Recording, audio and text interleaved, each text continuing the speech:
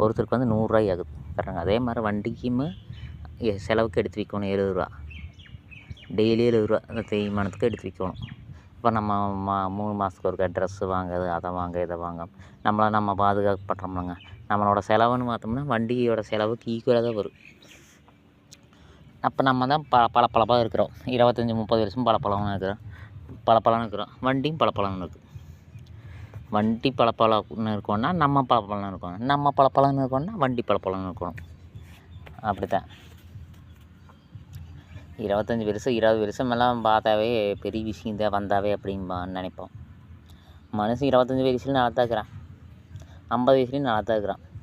உடம்ப மெயின்டைன் பண்ணுறத பொறுத்து. அந்த மாதிரி வண்டியும் மெயின்டைன் பண்ணோம்னா அது நல்லாயிருக்கு. யார் இப்போலாம் வண்டி மெயின்டைன் பண்ணிக்கிட்டு இருக்கிறது? என்ன போனாலும் உடனே மாற்றிக்கணும்.